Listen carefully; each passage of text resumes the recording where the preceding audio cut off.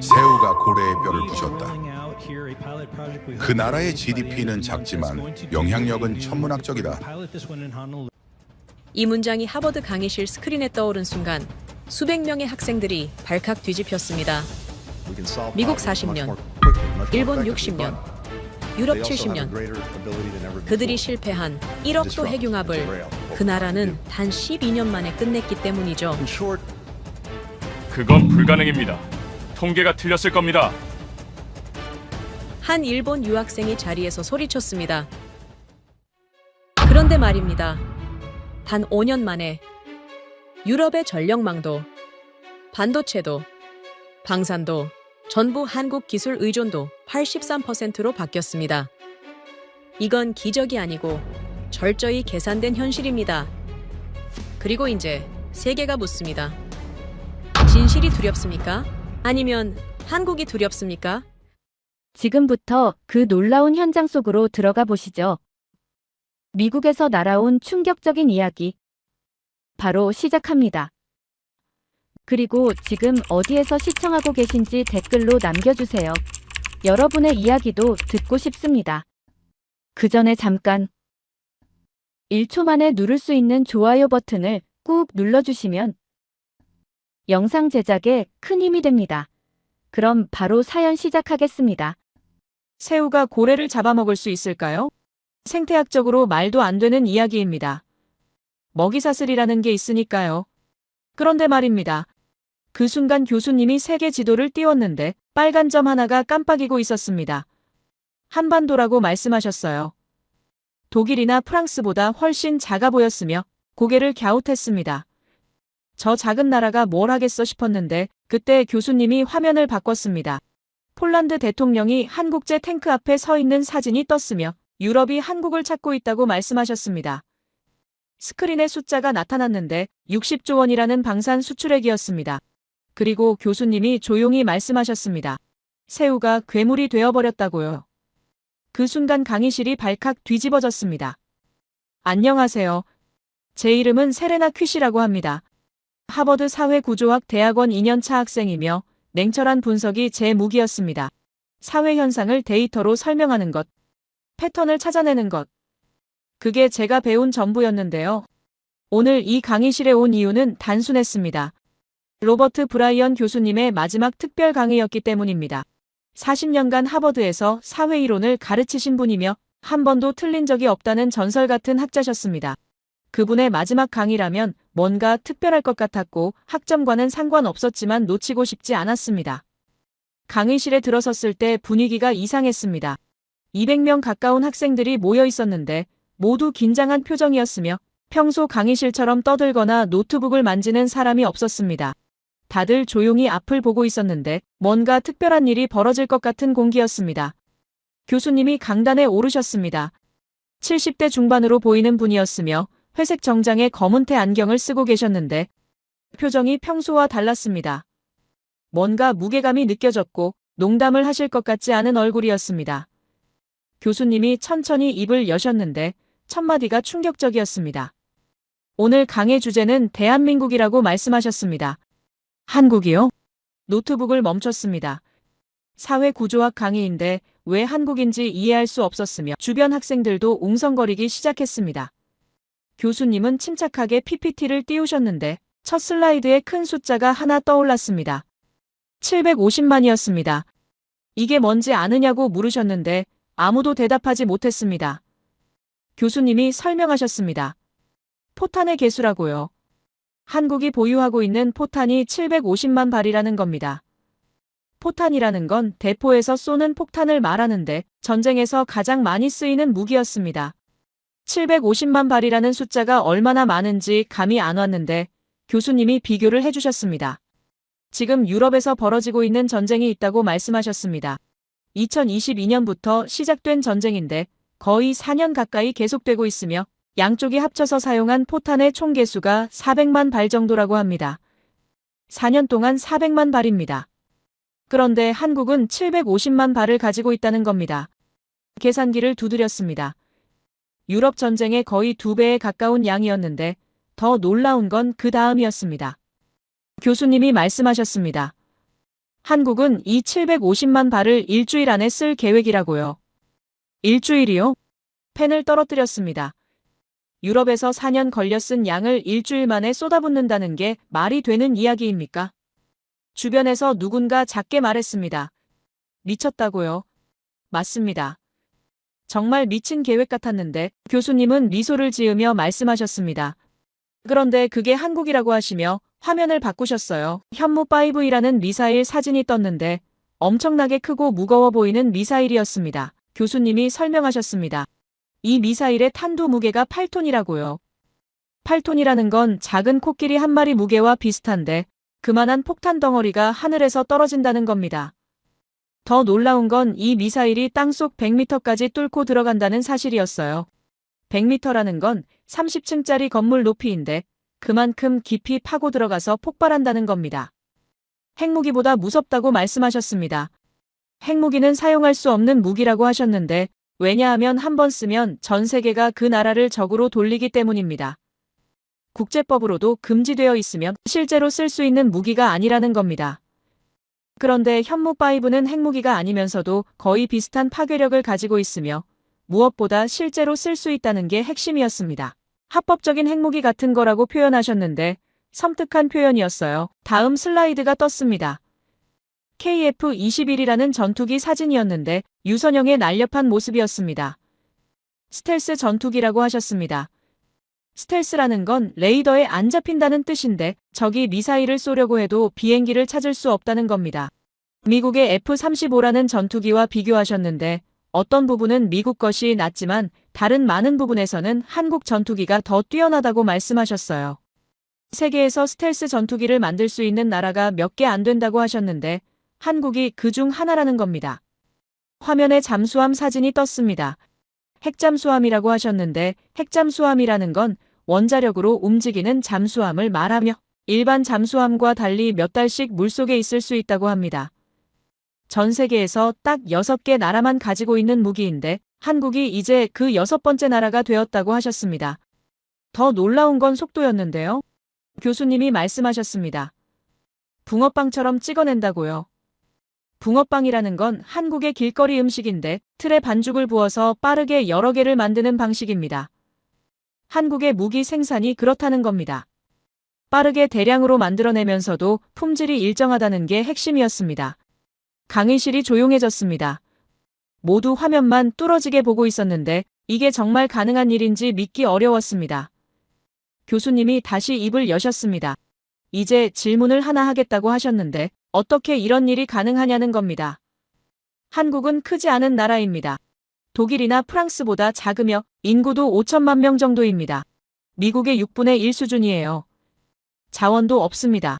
석유도 안 나오고 철도 안 나오며 희귀 금속도 거의 없습니다. 그런 나라가 어떻게 이렇게 막강한 군사력을 가지게 되었을까요? 교수님이 말씀하셨습니다. 이것이 오늘 강의의 핵심이라고요. 한국은 사회 이론으로 설명할 수 없는 나라라고 하셨습니다. 일반적인 사회 발전 이론으로는 이해가 안 된다는 겁니다. 보통 국가가 강해지려면 자원이 필요하고 인구가 많아야 하며 오랜 역사적 축적이 있어야 한다고 배웠습니다. 그런데 한국은 이 모든 조건이 부족한데도 세계 최강국 수준의 능력을 가지게 되었다는 겁니다. 화면에 글자가 떴어요. 불가능을 다루는 나라라고 적혀 있었는데 교수님이 말씀하셨습니다. 한국은 불가능을 가능으로 만드는 방법을 아는 나라라고요. 그 비밀을 오늘 함께 찾아보자고 하셨습니다. 교수님이 다음 슬라이드를 띄우셨는데 화면에 그래프가 나타났어요. 위아래로 심하게 흔들리는 선이었으며 주식 차트처럼 보였습니다. 어떤 회사의 주가인지 궁금했죠. 교수님이 말씀하셨어요. 삼성전자라고요. 한국의 가장 큰 기업이라고 하셨는데 이 회사 주가가 몇 년 전만 해도 4만 원대에서 움직이지 않았답니다. 4만 원이라는 건 미국 돈으로 30달러 정도였으며 사람들이 다들 끝났다고 생각했다고 해요. 한국 반도체 신화도 끝났다며 실망하고 조롱했다는 겁니다. 그런데 지금은 어떻게 되었을까요? 교수님이 최신 차트를 보여주셨는데 삼성전자 주가가 12만 8천 원을 넘어섰다고 하셨죠. 3배 이상 올랐으며 올해 안에 15만 원도 가능하다는 전망이 나온답니다. 더 놀라운 건 영업이익이었는데 1년에 100조 원을 넘길 거라는 예측이 나오고 있다고 하셨습니다. 100조라는 숫자가 얼마나 큰지 실감이 안 났어요. 교수님이 설명을 시작하셨는데 반도체 슈퍼사이클이라는 게 과거에 2번 있었다고 해요. 첫 번째는 1990년대 말이었으며 전 세계에 컴퓨터 열풍이 불었던 시기였습니다. 집집마다 컴퓨터를 사기 시작했고 거리마다 PC방이라는 게임방이 생겼다고 하셨어요. 컴퓨터 한 대에 반도체가 여러 개 들어가니까 수요가 폭발했다는 겁니다. 그때 세계에는 반도체 회사가 여러 개 있었답니다. 미국의 마이크론, 독일의 키몬다, 일본의 엘피다, 대만의 나냐까지 수많은 회사들이 경쟁했다고 해요. 마치 권투 선수들이 한 링에 모여서 싸우는 것 같았다고 표현하셨는데 모두 시장을 차지하려고 치열하게 싸웠답니다. 그래서 무슨 일이 벌어졌냐면 원가보다 싸게 팔기 시작했다는 겁니다. 상대방을 망하게 만들려고 일부러 손해를 보면서 파는 전략이었죠. 치킨 게임이라고 부른다고 하셨어요. 누가 먼저 포기하나 버티기 게임이었다는 겁니다. 마치 두 사람이 절벽을 향해 차를 몰고 가다가 누가 먼저 핸들을 꺾나 보는 것처럼 먼저 포기하는 쪽이 지는 거였습니다. 교수님이 말씀하셨어요. 삼성전자는 늦게 시작했다고요. 다른 회사들보다 17년이나 늦었는데 그런데도 결국 이겼다고 해요. 어떻게 이겼냐면 다 쓰러질 때까지 버텼다는 겁니다. 100개 회사가 있었다면 99개가 망했으며 삼성전자만 살아남았다고 해요. 그래서 시장의 1인자가 되었고 그때부터 한국이 반도체 시장의 주인이 되었다고 하셨습니다. 화면에 공장 사진이 떴는데 거대한 건물들이 즐비했어요. 교수님이 설명하셨죠. 삼성전자가 그 처절한 전쟁에서 이긴 비결은 간단했다고요. 남들이 투자를 줄일 때 오히려 더 투자했다는 겁니다. 적자를 보면서도 공장을 계속 짓고 연구를 멈추지 않았으며 직원들을 해고하지 않았답니다. 남들이 포기할 때 한국은 더 밀어붙였다는 거예요. 두 번째 슈퍼사이클은 스마트폰 시대였다고 합니다. 2000년대 들어서 사람들이 손안에 컴퓨터를 들고 다니기 시작했는데 스마트폰 한 대에도 반도체가 여러 개 들어가는데 전 세계 사람들이 스마트폰을 사니까 또 수요가 폭발했으며 삼성전자는 이때도 엄청난 돈을 벌었다고 하셨어요. 1년에 수십조 원씩 벌어들였고 한국 경제를 거의 혼자 끌고 갔다고 표현하셨습니다. 덕분에 한국이 세계 12위 경제대국까지 올라설 수 있었죠. 그런데 이제 세 번째 슈퍼사이클이 왔다고 하셨어요. 인공지능 시대라고 말씀하셨는데 이번엔 규모가 다르다고 강조하셨습니다. 컴퓨터나 스마트폰에 몇 개씩 들어가는 수준이 아니라 인공지능 엔진과 거대한 데이터 센터에 엄청난 양의 반도체가 필요하다면서 교수님이 비유를 들어주셨어요. 이전 두 번의 슈퍼사이클을 다 합치고 거기에 몇 배를 곱한 것 이상의 양이라고 하셨죠. 마치 개울물이 강물이 되고 강물이 바다가 되는 것처럼 규모 자체가 완전히 달라졌다는 겁니다. 그래서 삼성전자가 작년 3분기에 벌써 역사상 최대 매출을 갱신했으며 올해 2026년부터는 영업이익 100조 원 시대가 열릴 거라고 안전하게 예측되고 있다고 말했습니다. SK 하이닉스라는 또 다른 한국 회사도 엄청나게 성장하고 있다고 해요. 이 회사가 만드는 특수한 반도체가 있는데 HBM이라고 불러요. 인공지능이 생각하는데 꼭 필요한 부품이며 지금 전 세계에서 SK 하이닉스 제품을 사려고 줄을 서 있다고 하셨어요. 미국 회사들도 중국 회사들도 모두 한국산 반도체를 원한다는 겁니다. 화면에 한국 지도가 떴습니다.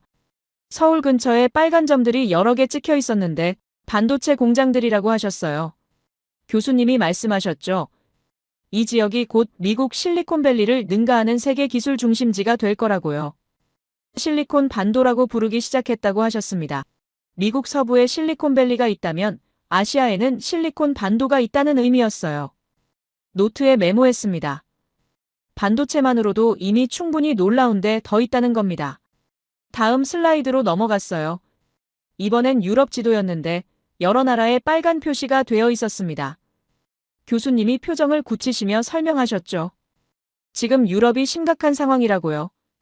전쟁이 끝나지 않고 있으며 이제는 유럽 국가들이 직접 전쟁 준비를 해야 하는 시대가 왔답니다. 그래서 모든 나라가 재무장을 시작했다는 겁니다. 재무장이라는 건 군대를 다시 강하게 만든다는 뜻인데 무기를 많이 사야 한다는 의미였어요. 교수님이 독일 이야기를 하셨는데 독일이 올해 국방비로 120조 원을 쓴다고 합니다. 120조라는 숫자가 얼마나 큰지 비교해 주셨죠.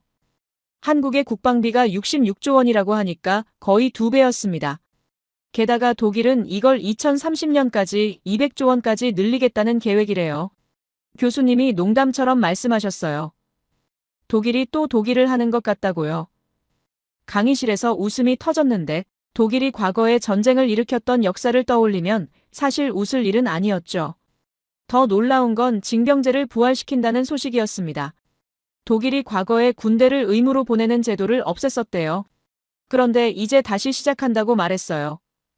2027년부터 만 18세 이상 남성들을 강제로 군대에 보낸다는 겁니다.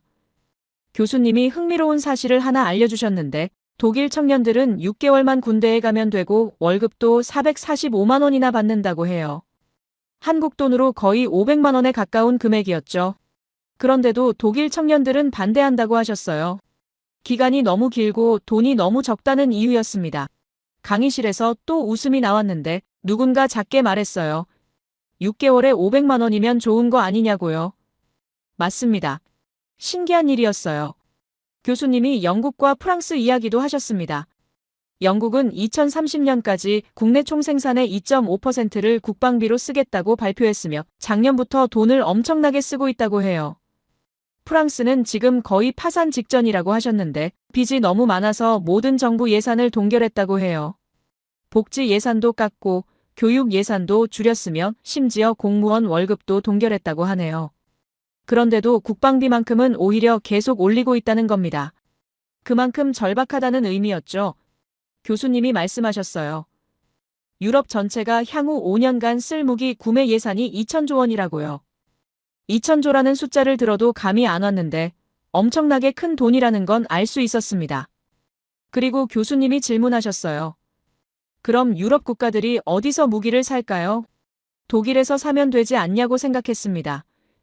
유럽연합이고 나토 동맹이니까 당연히 독일 무기를 살 거라고 예상했는데 교수님이 고개를 저으셨죠. 불가능하다고 하셨어요.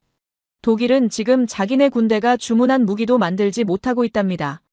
납기가 최소 몇 년씩 걸린다고 하셨는데 납기라는 건 주문하고 받는 시간을 말하는 거예요. 자기들도 급한 상황이라 다른 나라에 팔 여유가 없다는 겁니다. 설령 판다고 해도 납품이 언제 될지 모르며 몇 년 기다리다가 나라가 전쟁터 잿더미가 될 수도 있다고 표현하셨습니다. 미국도 사정이 비슷하다고 하셨어요.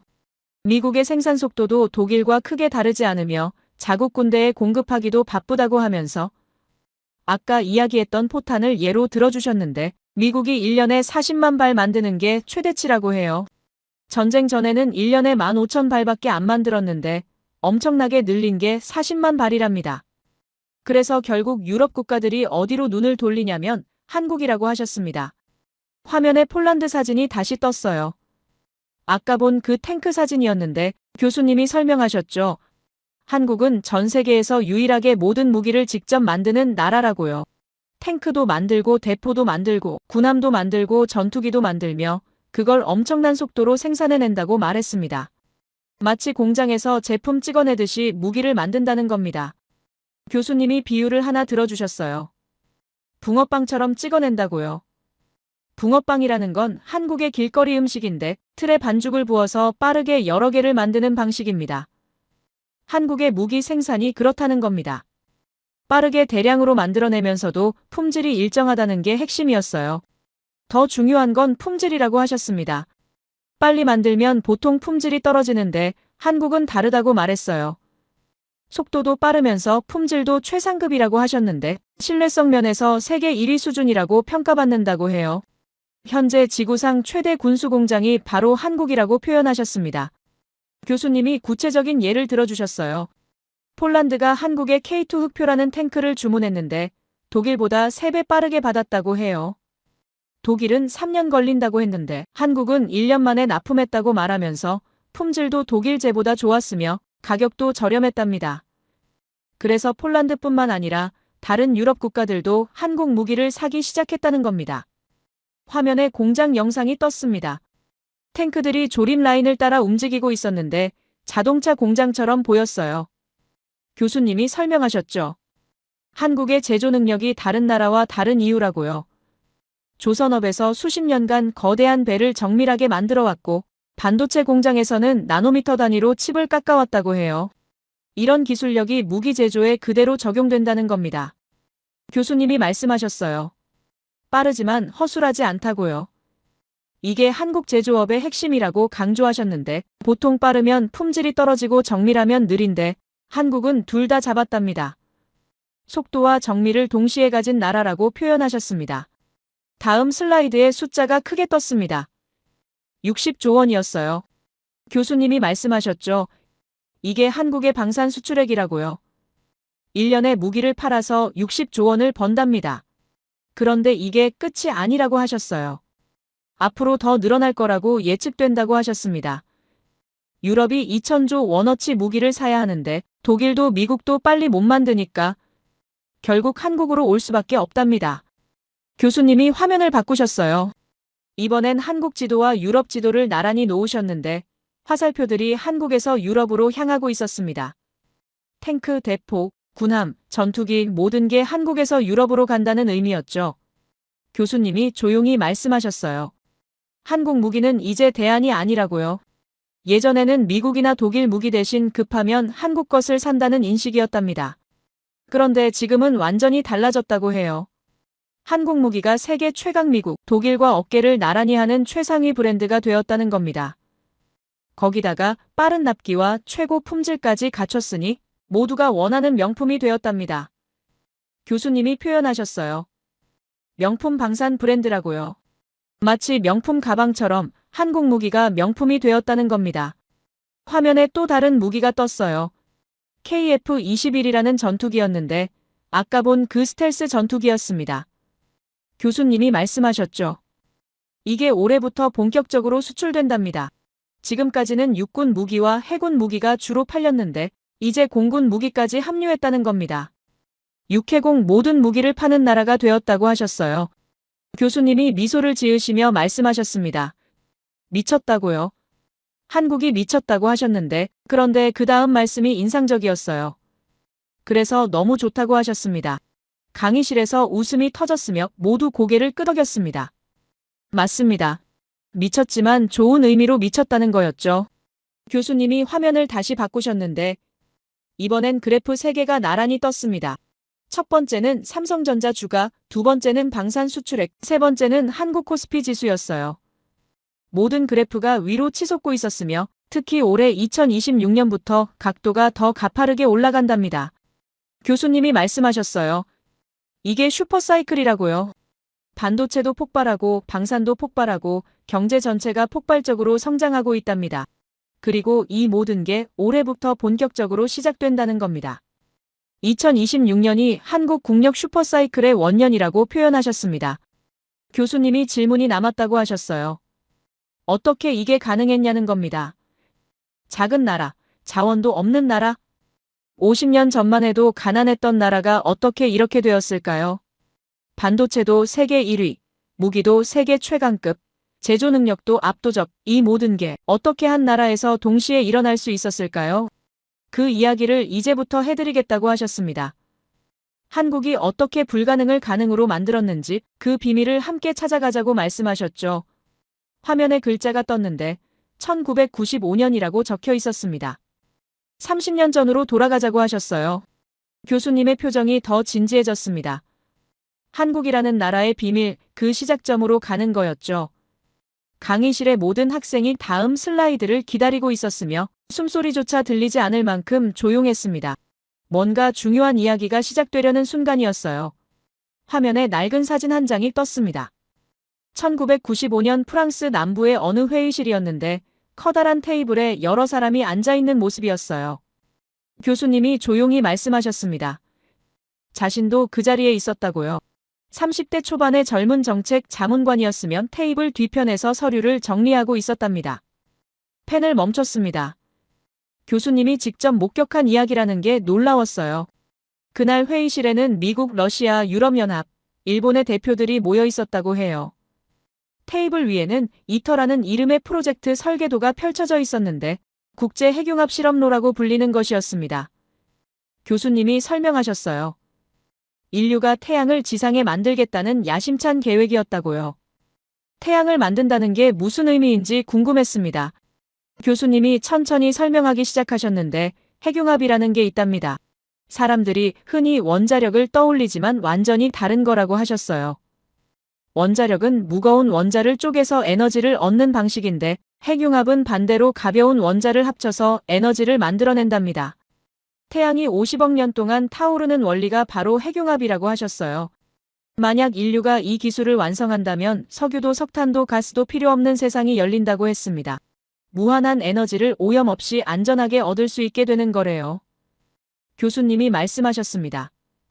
이게 바로 에너지의 미래였으며 누가 이 기술을 먼저 완성하느냐에 따라 21세기 패권이 결정될 거라고 했어요. 문제는 이 기술이 너무나 어렵다는 거였습니다. 태양의 중심부 온도가 약 1500만 도인데 핵융합을 일으키려면 최소 1억 도 이상의 온도가 필요하답니다. 교수님이 물으셨어요. 1억 도라는 숫자가 어떤 의미인지 아느냐고요. 지구상에 존재하는 그 어떤 물질도 이 온도를 견딜 수 없다고 하셨습니다. 철도 녹고 텅스텐도 증발하며 심지어 다이아몬드조차 순식간에 기체가 되어버린답니다. 이 불덩어리를 어디에 담을 것인가? 이게 핵융합의 첫 번째 난제였다고 해요. 교수님이 화면을 바꾸셨는데 이상한 기계 사진이 나타났습니다. 도넛 모양의 거대한 장치였으며 토카막이라고 부른다고 하셨어요. 토카막이라는 게 뭔지 설명해 주셨습니다. 1억 도의 불을 담을 그릇이 없으니까 아예 그릇 없이 가두는 방법을 생각해냈다고 해요. 강력한 자기장으로 초고온 플라즈마를 공중에 띄워 가두는 장치랍니다. 마치 자석으로 쇠구슬을 공중에 띄우는 것처럼 보이지 않는 자기장으로 불덩어리를 공중에 띄운다는 거예요. 러시아가 처음 고안했고 미국이 발전시켰다고 하셨습니다. 그날 회의에서 미국 대표 리처드가 발표를 했다고 해요. 자신들이 개발한 토카막 방식이 가장 유력한 해법이라고 말했으며 이터는 이 토카막 기술의 집대성이 될 거라고 자신만만하게 설명했답니다. 참여국들은 각자의 기술력과 자본을 투입해 인류 최초의 실용 핵융합로를 만들어낼 거라고 했어요. 교수님이 말씀하셨습니다. 그 순간 묘한 흥분을 느꼈다고요. 이건 과학의 영역을 넘어선 무언가였다고 해요. 에너지를 지배하는 자가 세계를 지배한다는 오래된 진리가 새로운 형태로 구현되는 순간이었으며 그 게임의 참가자 명단은 이미 정해져 있었답니다. 미국, 러시아, 유럽연합, 일본, 그때는 중국과 인도도 가입을 논의하고 있었지만 핵심은 명확했다고 해요. 핵융합의 미래는 이 나라들이 독점한다는 거였습니다. 교수님이 당시를 회상하시며 말씀하셨어요. 자연스럽게 받아들였다고요. 회의는 세부 일정을 논의하는 단계로 넘어갔으며 건설 부지는 어디로 할 것인가, 각국의 분담금은 어떻게 책정할 것인가, 핵심 부품 제작은 누가 맡을 것인가, 그런 이야기들이 오갔답니다. 총 예산 200억 달러, 건설 기간 10년, 운영 기간 20년이었다고 해요. 엄청난 규모의 프로젝트였지만 참여국들은 주저하지 않았습니다. 왜냐하면 이건 투자가 아니라 미래에 대한 지배권 확보였으니까요. 리처드가 말했다고 해요. 이터가 성공하면 핵융합 발전소 건설 기술을 확보하게 되며 그 기술을 가진 나라는 에너지 수출국이 되고 그렇지 못한 나라는 영원히 에너지 수입국으로 남을 거라고 했답니다. 교수님이 말씀하셨어요. 그의 말은 냉정했지만 정확했다고요. 에너지 자립은 곧 국가 자립이며 석유 한 방울 나지 않아도 핵융합만 있으면 전기를 무한정 만들 수 있답니다. 그건 곧 산업의 자립이고 경제의 독립이며 군사력의 기반이 된다고 하셨어요. 회의실 분위기는 진지했으며 참석자들은 각자의 이해관계를 따졌지만 한 가지만은 의견이 일치했답니다. 이 기술은 참여국들끼리만 공유한다는 거였어요. 외부로 유출되어서는 안 된다는 조항이 논의됐고 모든 참여국은 핵심 설계 정보를 제3국에 이전하지 않기로 합의했답니다. 교수님이 말씀하셨어요. 당시 그 조항을 보며 고개를 끄덕였다고요. 당연한 조치라고 생각했답니다. 그때 일본 대표가 조심스럽게 말을 꺼냈다고 해요. 최근 한국 측에서 비공식 접촉이 있었으며 이터 참여 가능성을 타진해왔다는 겁니다. 교수님이 말씀하셨어요. 순간 귀를 의심했다고요. 한국이요. 1995년 중반에 한국은 분명 빠르게 성장하고 있었지만 첨단 과학 기술 분야에서는 여전히 후발주자였답니다. 반도체와 조선업에서 두각을 나타내기 시작했지만 핵융합 같은 초고난도 기술은 전혀 다른 차원의 이야기였어요. 리처드가 즉각 반응했다고 합니다. 표정이 굳어졌으며 한국이 핵융합에 무슨 기여를 할 수 있겠냐고 말했답니다. 교수님이 그때 리처드가 했던 말을 정확히 기억하고 계셨는데 자전거도 제대로 못 만들던 나라가 우주선을 만들겠다는 것과 같다고 표현했다고 해요. 그의 말투에는 노골적인 경멸이 섞여 있었답니다. 교수님이 말씀하셨어요. 그 순간 불편함을 느꼈지만 동시에 그의 논리를 이해할 수 있었다고요. 핵융합은 수십 년간의 연구 축적이 필요한 분야니까요. 일본 대표도 거들었다고 해요. 한국은 역사적으로 기술을 배워서 성장한 나라이며 반도체도 조선업도 모두 선진국의 기술을 따라한 거라고 말했답니다. 핵융합도 마찬가지일 거라고 했어요. 배우려는 의도는 알겠지만 함께 개발할 파트너는 아니라고 말했답니다. 교수님이 말씀하셨어요. 일본 대표의 역사인식에는 동의하지 않았지만 기술평가 부분은 수긍이 갔다고요. 실제로 한국이 독자적인 핵융합 연구 성과를 낸 적이 있었냐면 없었답니다. 러시아 대표가 차분하게 말했다고 해요. 한국의 핵융합 연구 인력이 얼마나 되는지 아느냐고 물었으며 전문 연구원이 최고 50명도 안 된다고 했답니다. 미국과 일본이 각각 500명이 넘는 인력을 보유한 것과 대조적이었어요. 게다가 한국에는 제대로 된 실험 장치도 없다고 했습니다. 러시아에서 중고 토카막 하나를 구입한 게 전부라고 말했답니다. 그걸로 뭘 할 수 있겠냐고 물었다고 해요. 유럽연합 대표도 신중한 입장을 보였는데 이터는 검증된 기술력을 가진 국가들의 협력 프로젝트이며 참여국 선정에는 엄격한 기준이 필요하다고 말했답니다. 각 참여국은 특정 부품의 설계와 제작을 책임지게 되는데 그 부품이 제대로 작동하지 않으면 전체 프로젝트가 위험해진다는 거예요. 한국이 그런 책임을 질 수 있는 역량이 있느냐는 질문이었습니다. 교수님이 말씀하셨어요. 그 논의를 들으며 한국의 입장을 상상해봤다고요. 아마도 그들은 간절했을 거래요. 핵융합이 미래 에너지의 핵심이라는 걸 알았을 테고 그 게임에서 배제되면 영원히 뒤처질 거라는 두려움도 있었겠죠. 하지만 간절함만으로는 부족했답니다. 이 테이블에 앉으려면 증명이 필요했어요. 기술력의 증명, 연구 역량의 증명, 그리고 무엇보다 신뢰의 증명이 필요했습니다. 리처드가 결론을 냈다고 해요. 우리는 한국을 정회원으로 받아들일 수 없으며 다만 재정적 기여를 원한다면 옵저버 자격은 고려할 수 있다고 말했답니다. 옵저버라는 건 구경꾼이라는 뜻이었어요. 회의에는 참석할 수 있지만 발언권은 제한되고 기술 자료 접근도 통제되며 핵심 의사 결정에서는 배제되는 거랍니다. 한마디로 돈만 내고 뒤에서 지켜보라는 거였어요. 교수님이 말씀하셨습니다. 그때 이렇게 생각했다고요. 합리적인 결정이라고요. 에너지는 자원과 역사 그리고 강대국의 몫이라고 생각했답니다. 한국은 아직 그 자격이 없다고 여겼어요. 감정적으로 들릴 수도 있지만 교수님은 데이터와 논리로 세상을 바라보는 사람이라고 하셨습니다. 한국의 핵융합 연구 예산은 미국의 100분의 1도 안 됐고 논문 발표 실적도 미미했으며 실험 장비도 낙후되어 있었답니다. 이게 현실이었다고 하셨어요. 회의를 마치고 숙소로 돌아오는 기차 안에서 창밖을 바라봤다고 합니다. 산업혁명 이후 유럽은 기술로 세계를 지배했고 그 지배는 에너지 기술과 함께 공고해졌답니다. 석탄을 캐고 증기기관을 만들고 전기를 발명하고 원자력을 개발하는 과정에서 유럽은 항상 선두에 있었어요. 이제 핵융합이 그 다음 단계라고 생각했답니다. 누가 핵융합을 먼저 완성하느냐에 따라 22세기의 패권이 결정될 거라고 여겼어요. 그리고 그 경주에 한국 같은 나라는 없었습니다. 출발선에 설 자격조차 없었죠. 미국은 1950년대부터 핵융합을 연구했으며 70년 가까운 시행착오가 있었답니다. 일본도 1960년대부터 시작했어요. 러시아는 토카막 원조 국가였고 유럽은 각국의 연구를 통합해 거대한 지식풀을 만들었답니다.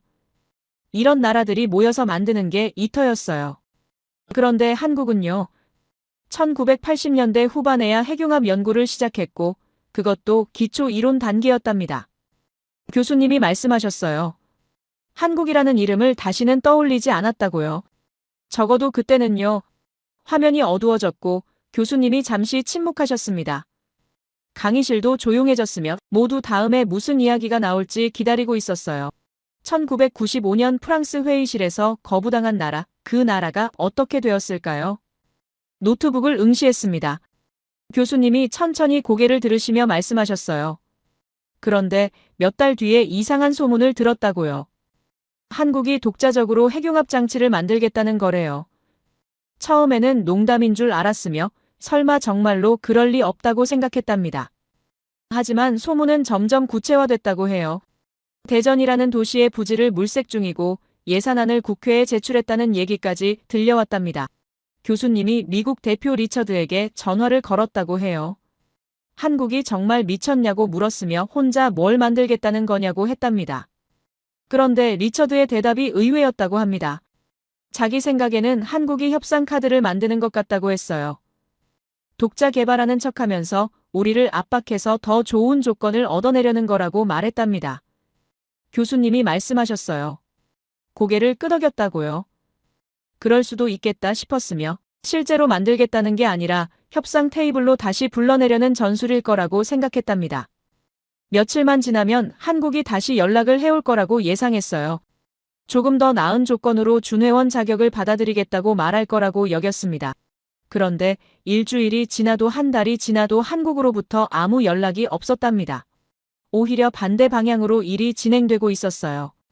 1995년 12월 한국과학기술부가 공식 발표를 했답니다. 초전도 핵융합장치 K스타 건설 착수, 건설기간 12년 목표는 1억도 달성이었어요. 교수님이 말씀하셨습니다. 그 발표문을 읽고 어이가 없었다고요. 정말 하겠다는 거였으며 협상 카드가 아니라 진짜로 만들겠다는 거였답니다. 화면에 그때 발표 자료 사진이 떴습니다. K스타라는 이름과 함께 건설 일정이 적혀 있었는데 2007년 완공 예정이라고 써 있었어요. 교수님이 조용히 말씀하셨습니다. 그때는 몰랐다고요. 우리가 얼마나 큰 실수를 저지르고 있는지, 한국이 얼마나 대단한 일을 시작하려는지 전혀 알지 못했다고 하셨어요. 강의실이 숨을 죽이고 있었습니다. 다음에 무슨 일이 벌어질지 모두 궁금해하고 있었어요. 교수님이 다음 슬라이드를 준비하시는 동안 마음속으로 생각했습니다. 거부당한 나라가 혼자서 시작한 도전, 그게 어떻게 되었을까요? 곧 알게 될 것 같았습니다.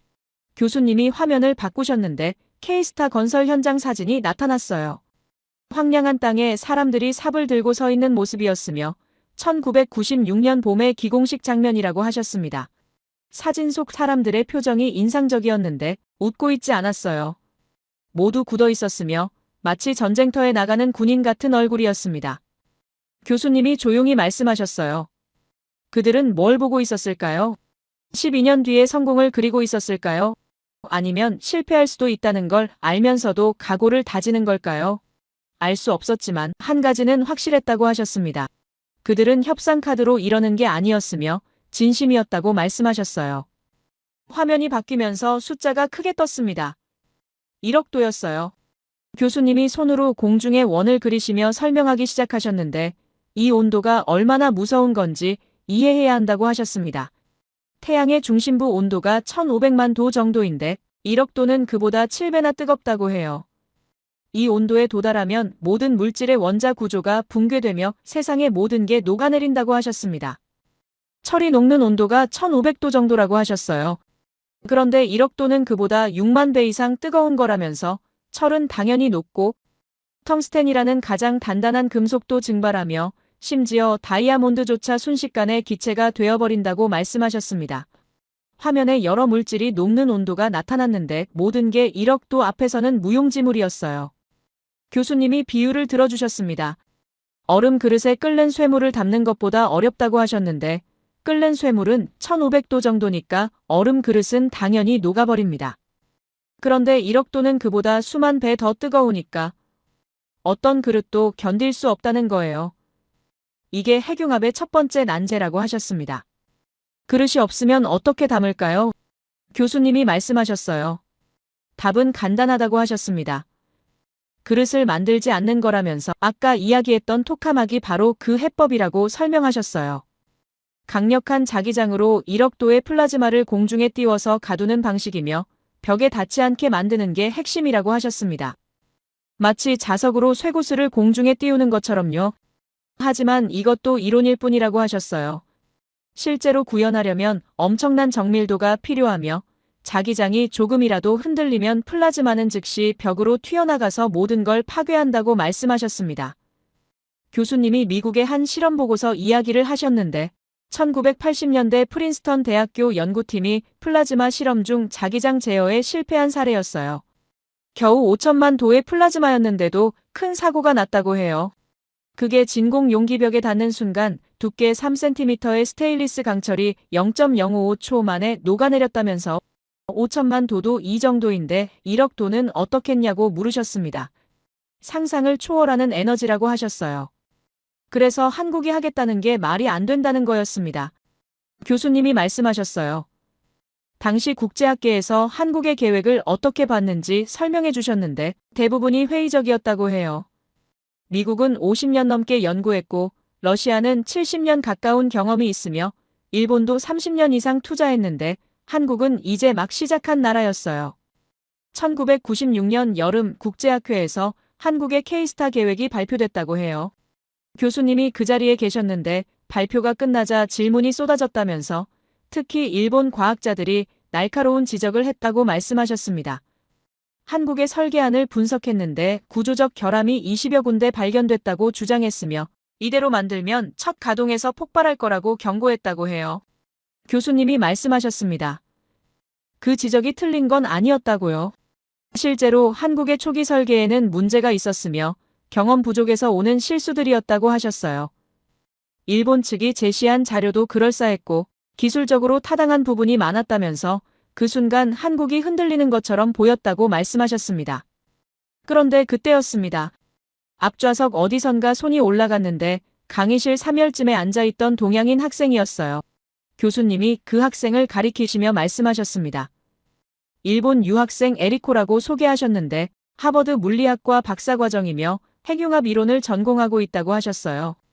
에리코가 조심스럽게 물었습니다.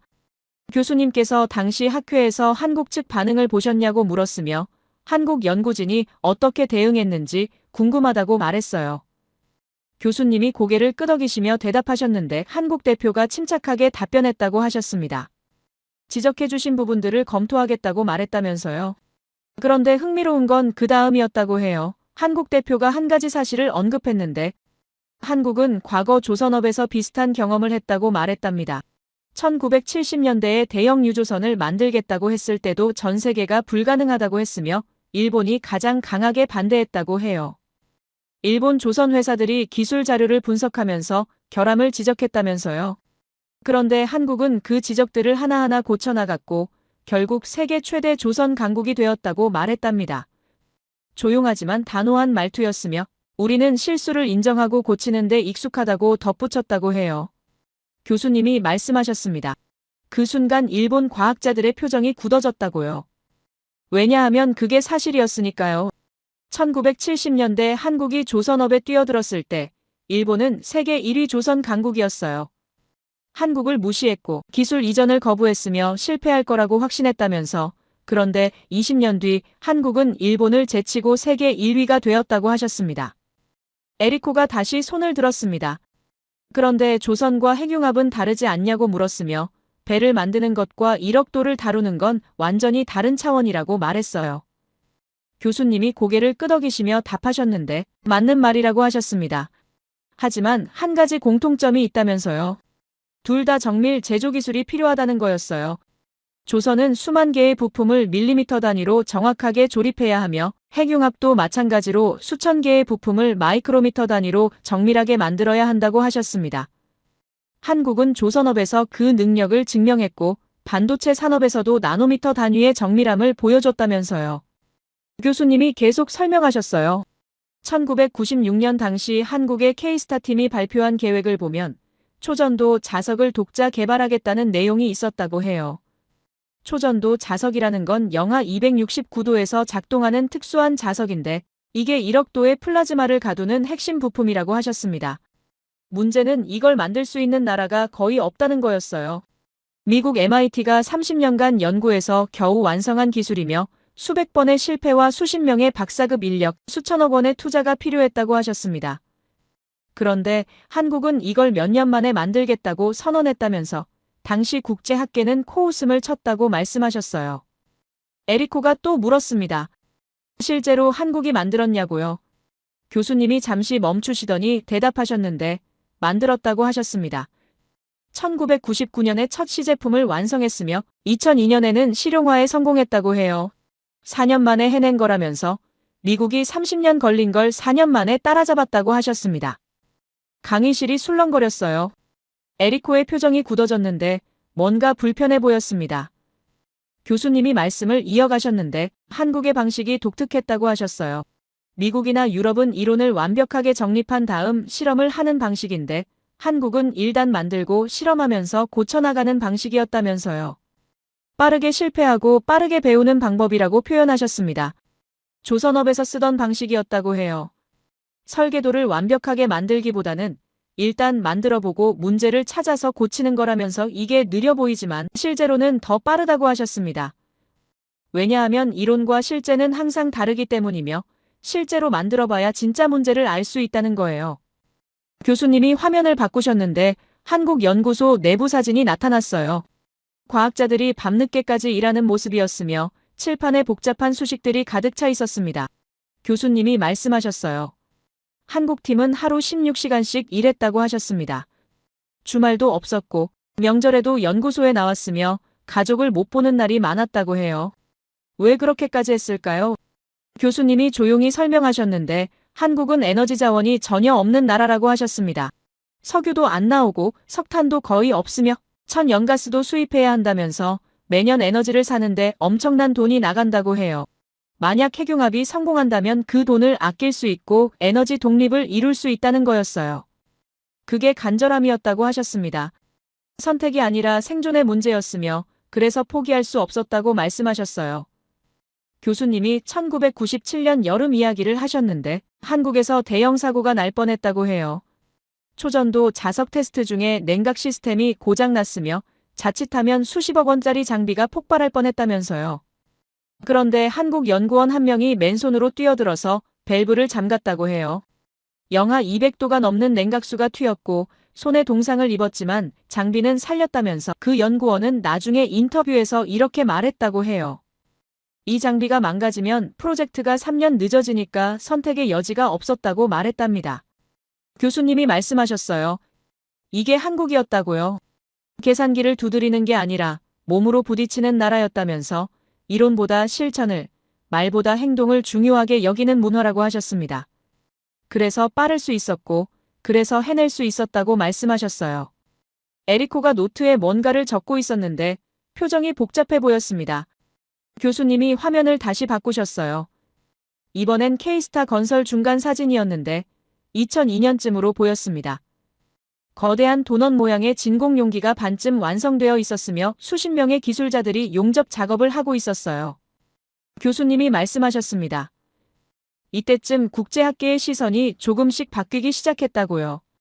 한국이 정말 만들고 있다는 게 확인됐으며 진도도 예상보다 빠르다는 보고가 나왔다면서 하지만 여전히 대부분은 회의적이었다고 해요. 만든다고 해서 작동하는 건 아니니까요. 1억 도를 만드는 건 완전히 다른 문제라고 생각했답니다. 교수님이 조용히 말씀하셨어요. 저도 그렇게 생각했다고 하셨습니다. 한국이 장치는 만들겠지만 1억 도는 못 만들 거라고 확신했으며 첫 시도에 성공할 리 만무하다고 여겼다고 해요. 경험이 없으니까요. 수천 번의 실험과 조정이 필요한데 한국에게는 그 시간이 없다고 생각했답니다. 하지만 우리는 또 틀렸다고 하셨어요. 화면에 날짜가 크게 떴습니다. 2008년 2월 15일 교수님이 말씀하셨어요. 이날 한국이 K스타를 완공했으며 그리고 첫 플라즈마 생성에 성공했다고 하셨습니다. 12년 계획대로 정확하게 완성했고 첫 시도에 성공했다면서요. 세계가 충격에 빠졌다고 말씀하셨습니다. 노트북을 응시했습니다. 1억 도의 불꽃을 만든 나라, 그게 정말 가능한 일이었을까요? 교수님이 다음 슬라이드를 준비하시는 동안 에리코가 고개를 숙이고 있는 게 보였어요. 뭔가 생각에 잠긴 표정이었으며 불편해 보였습니다. 교수님이 심호흡을 하시며 다음 화면을 띄웠습니다. 2008년 2월 15일 한국 대전 국가핵융합연구소였어요. K스타가 완공된 날이었으며 전 세계 과학자들이 주목하고 있었습니다. 교수님이 말씀하셨어요. 자신도 그날 소식을 실시간으로 받아보고 있었으며 솔직히 실패할 거라고 예상했다면서요. 왜냐하면 첫 시도에 성공한 나라가 없었으니까요. 미국도 첫 플라즈마 생성까지 수십 번 실패했고 일본도 3년 넘게 시행착오를 겪었으며 러시아는 처음 성공하기까지 5년이 걸렸다고 하셨습니다. 그런데 한국은 단 한 번의 시도로 성공했다면서 0.5초였지만 플라즈마가 생성됐다고 말씀하셨어요. 화면에 그래프가 나타났는데 시간에 따른 플라즈마 유지 시간이었습니다. 첫 주는 0.5초, 다음 주는 1초, 그 다음 주는 2초였으며 숫자가 계속 올라가고 있었어요. 교수님이 설명하셨습니다. 자신은 매주 보고서를 받아봤으며 처음에는 우연이라고 생각했다면서요. 하지만 숫자가 계속 증가하는 걸 보면서 뭔가 다르다는 걸 느꼈다고 하셨어요. 3초, 5초, 7초 숫자가 계속 올라갔습니다. 그리고 2008년 여름 10초를 돌파했어요. 교수님이 그때 미국 대표 리처드에게 전화를 걸었으며 한국이 10초를 넘겼다면서 이게 정상이냐고 물었다고 하셨습니다. 리처드는 침묵하더니 말했어요. 비정상적으로 빠르다면서 미국도 10초를 넘기는데 몇 년이 걸렸는데 한국은 몇 달 만에 해냈다고 했습니다. 교수님이 노트북을 열어 데이터를 확인했다고 해요. 뭔가 이상했으며 한국의 진도가 너무 빨랐다면서 보통은 병목 구간이 있어요. 어느 지점에서 멈춰서 몇 달씩 고민하는 시기가 오는데 한국은 그런 구간 없이 계속 앞으로 나아갔다고 말씀하셨습니다. 교수님이 표현하셨어요. 마치 처음부터 답을 알고 있는 것 같았다면서요. 2009년 봄, 한국이 20초를 돌파했습니다. 강의실에서 누군가 작게 감탄했는데 교수님이 계속 설명하셨어요. 20초라는 건 더 이상 우연이 아니며 체계적으로 기록을 늘려가고 있다는 증거라면서 한국은 플라즈마를 제어하는 법을 터득했다고 하셨습니다. 일본 측에서 분석 보고서를 보내왔는데 한국의 제어 기술이 예상을 뛰어넘었다면서 우리도 놀라고 있다고 적혀 있었어요. 그리고 2009년 가을, 결정적인 순간이 왔습니다.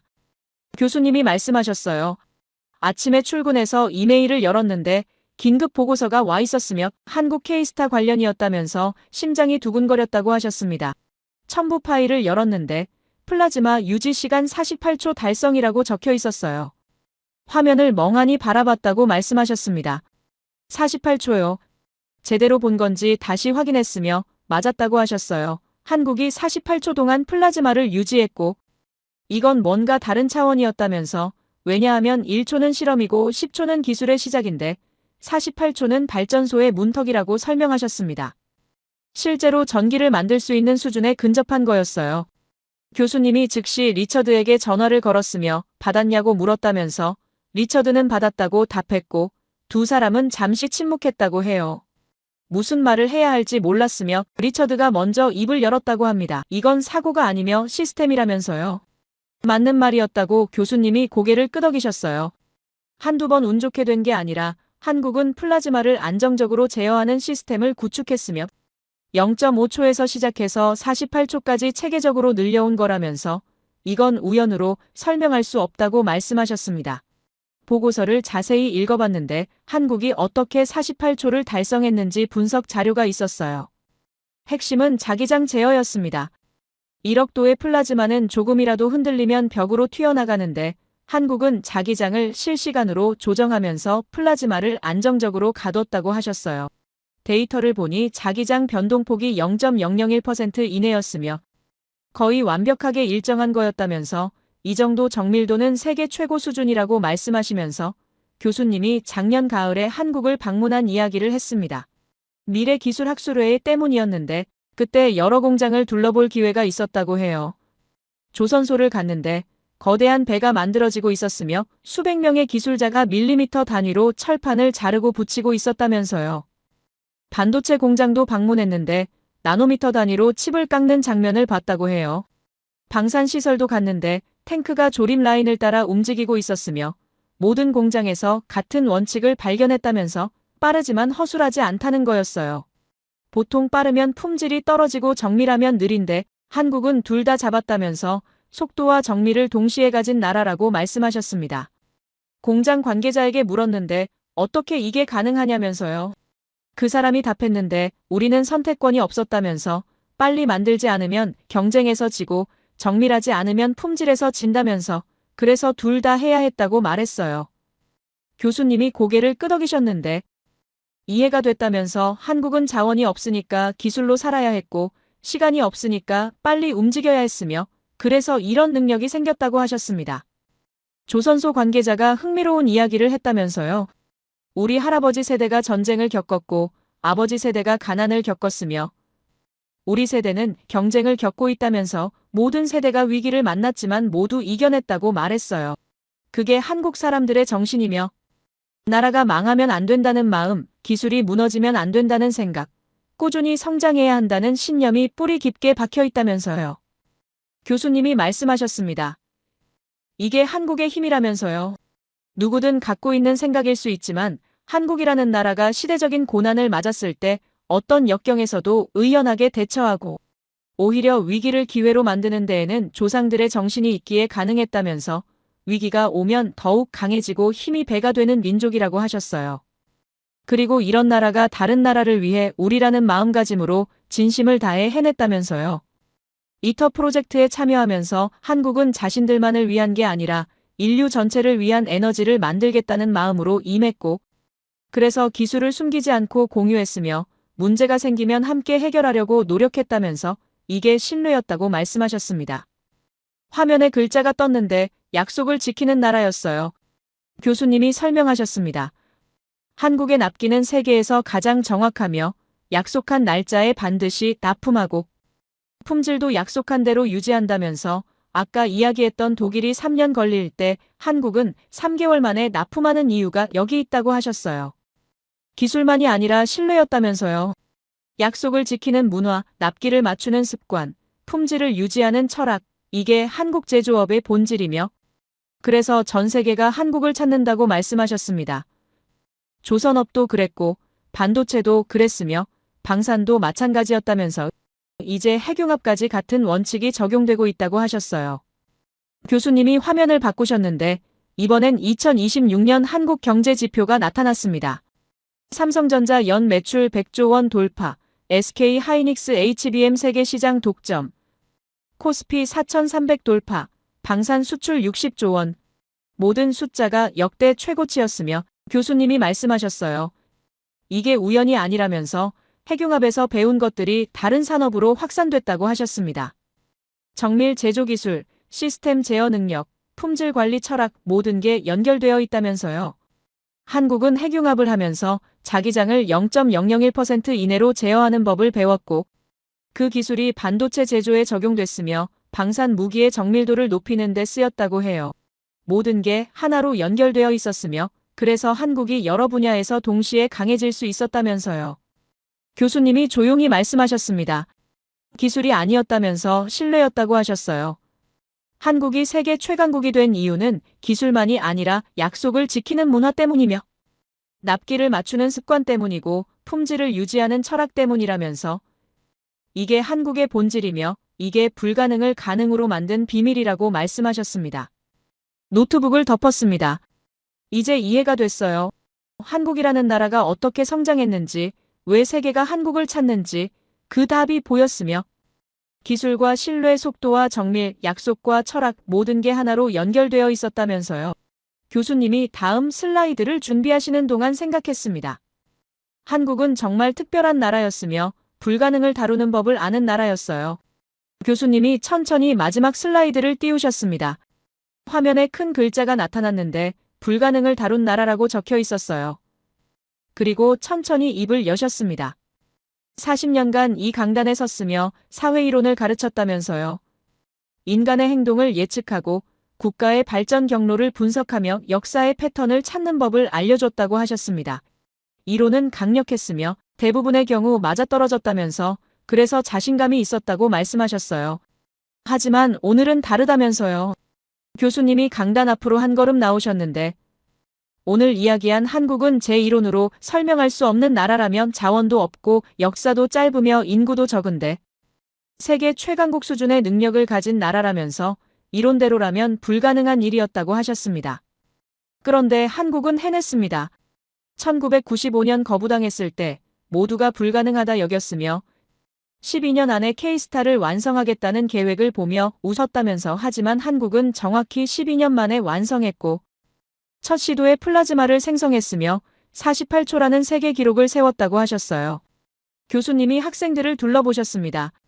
이게 무엇을 의미하는지 아시냐며 이론이 현실을 설명하는 게 아니라 현실이 이론을 깬다는 거라면서 제가 40년간 배우고 가르친 모든 이론이 한국 앞에서는 무용지물이었다고 말씀하셨습니다. 그래서 오늘 마지막 강의에서 한국을 선택한 거라며 이론을 버리고 현실을 보려 했다면서요. 그리고 한 가지를 깨달았다고 하셨습니다. 한국은 나라가 아니라 철학이라며 불가능을 다루는 철학이며 위기를 기회로 바꾸는 철학이고 약속을 지키는 철학이라면서 이 철학이 지금 세계의 기준이 되고 있다고 말씀하셨어요. 삼성전자가 100조 원을 버는 건 반도체 기술 때문만이 아니라 신뢰 때문이며 유럽이 한국 무기를 사는 건 성능 때문만이 아니라 납기 때문이라면서요. 핵융합도 마찬가지였습니다. K스타가 48초를 달성한 건 기술만이 아니라 포기하지 않는 정신 때문이었으며 12년 동안 하루 16시간씩 일한 연구원들의 헌신 때문이었다면서 교수님이 조용히 말씀하셨어요. 그들은 왜 그렇게까지 했을까요? 나라가 망하면 안 된다는 마음 때문이었습니다. 이 마음이 한국의 뿌리라며요. 전쟁을 겪은 세대가 있었고 가난을 이겨낸 세대가 있었으며 경쟁에서 살아남은 세대가 있었다면서 모든 세대가 위기를 만났지만 모두 이겨냈고 그 경험이 DNA가 되어 다음 세대로 전해졌다고 하셨습니다. 그래서 위기가 올 때마다 더 강해지는 나라가 됐으며 불가능 앞에서도 포기하지 않는 민족이 됐다면서요. 그리고 이런 나라가 세계를 위해 움직일 때 놀라운 일이 벌어진다고 하셨습니다. 이터 프로젝트에서 한국은 자신만을 위한 게 아니라 인류 전체를 생각했으며 기술을 숨기지 않고 공유했고 문제가 생기면 함께 해결하려 했다면서 우리라는 마음으로 일했으면 그래서 성공할 수 있었다고 말씀하셨어요. 이게 한국의 힘이며 이게 세계가 배워야 할 철학이라면서요. 자리에서 일어났습니다. 교수님 말씀이 가슴에 와닿았으며 한국이라는 나라가 이제 보였어요. 숫자로만 봤을 때는 작은 나라였지만 철학으로 보면 거대한 나라였으며 불가능을 가능으로 만드는 법을 아는 나라였습니다. 주변 학생들도 하나, 둘 일어서기 시작했으며 누군가 박수를 치기 시작했어요. 강의실 전체가 박수로 가득 찼습니다. 교수님이 강단에서 내려오셨는데 학생들 사이로 걸어오시며 말씀하셨어요. 불가능은 없으며 단지 우리가 몰랐을 뿐이라면서 한국이 그걸 증명했고 우리도 배울 수 있다면서 이론에 갇히지 말고 현실을 보며 과거에 얽매이지 말고 미래를 만들라고 하셨습니다. 박수 소리가 더 커졌습니다. 교수님이 앞으로 걸어 나오시며 우리를 바라보셨는데 눈빛이 따뜻했어요. 여러분이 살아갈 세계는 제가 살았던 세계와 다를 거라며 한국 같은 나라들이 새로운 기준을 만들고 있으며 불가능을 다루는 법이 새로운 상식이 되고 있다면서 준비하라고 하셨습니다. 강의실 문 앞까지 걸어갔는데 뒤돌아보며 생각했어요. 오늘 강의는 단순한 지식 전달이 아니었으며 세상을 보는 방법을 배운 거였습니다. 한국은 나라가 아니라 철학이었으며 불가능을 다루는 철학이었고 그 철학이 지금 세계를 바꾸고 있었어요. 반도체도 방산도 핵융합도 모두 같은 뿌리에서 나온 거였으며 신뢰와 약속과 헌신이라는 뿌리였습니다. 교수님이 마지막으로 말씀하셨습니다. 제가 한국에 바라는 게 있다면 이 철학을 잃지 말라는 거라며 성공했다고 해서 교만해지지 말고 강해졌다고 해서 약자를 무시하지 말며 세계 최강이 됐다고 해서 혼자만 잘 살겠다는 생각을 하지 말라면서요. 지금처럼 우리라는 마음으로 세계와 함께 나아가길 바란다면서요. 그리고 미국을 포함한 서구 국가들에게도 바라는 게 있다면서요. 과거의 영광에 안주하지 말고 새로운 현실을 인정하며 한국 같은 나라들에게 배우는 겸손함을 가지라면서 우리가 항상 옳은 건 아니며 세계는 변하고 있고 그 변화를 받아들이는 게 지혜라고 말씀하셨습니다. 마지막으로 세계를 향해 말씀하셨어요. 불가능이라는 단어를 함부로 쓰지 말라며 한국이 증명했듯이 불가능은 대부분 우리의 편견일 뿐이고 자원이 없어도 인구가 적어도 역사가 짧아도 철학이 있다면 강해질 수 있으며 그 철학은 헌신과 신뢰와 약속이라면서요. 이걸 배우고 실천하는 나라가 미래를 만들 거라며 한국처럼 말입니다. 교수님이 깊이 숙이셨습니다. 40년간 가르쳐 왔지만 오늘만큼은 제가 배웠다면서 한국에게 배웠고 여러분에게도 배웠으며 현실이 이론보다 강하다는 걸 배웠다고 하셨습니다. 박수가 터져 나왔으며 강의실 전체가 일어섰습니다. 교수님이 천천히 강의실을 나가셨는데 문 앞에서 잠시 멈춰 뒤돌아보셨어요. 미소를 지으셨으며 손을 흔들고는 문을 나가셨습니다. 그 뒷모습을 보며 깨달았어요. 오늘은 단순한 강의가 아니었으며 인생의 전환점이었습니다. 노트북을 덮으며 생각했습니다. 그날 세상을 다르게 보게 됐으며 한국은 이제 그냥 한 나라가 아니라 가능성의 상징이었고 불가능을 다루는 법을 가르쳐준 스승 같은 나라였어요. 강의실을 나서며 하늘을 올려다봤는데 파란 하늘이 넓게 펼쳐져 있었으며 그 하늘 아래 어딘가에서 한국은 또 다른 불가능을 가능으로 만들고 있을 거라 생각했습니다. 제 이야기를 끝까지 들어주셔서 감사합니다. 모두 안녕히 계세요. 오늘의 사연 어떻게 들으셨나요? 사실 이런 이야기를 들을 때마다 마음이 묘해집니다. 처음엔 단순히 한 나라의 성공담처럼 들리지만 곱씹어보면 그 안엔 참 많은 의미가 숨어 있죠. 누군가는 기적이라고 부르고 또 누군가는 계산된 결과라고 말하지만 결국 중요한 건 그 과정 속에서 포기하지 않았다는 점 아닐까요? 우리가 흔히 불가능하다고 단정짓는 일들. 그건 어쩌면 노력과 신념이 덜 쌓였을 뿐 정말로 불가능한 건 아닐지도 모르겠습니다. 누군가는 현실의 벽을 이야기하고 누군가는 이론의 한계를 말하지만 역사는 늘 그 벽을 넘은 사람들의 손끝에서 다시 쓰여왔으니까요. 이야기 속 사람들도 그리고 우리가 사는 지금의 세상도 결국 신뢰와 약속을 지켜내는 사람들의 힘으로 움직이고 있는 것 같아요. 남들이 안 된다고 할 때 그래도 해보자고 말하는 용기.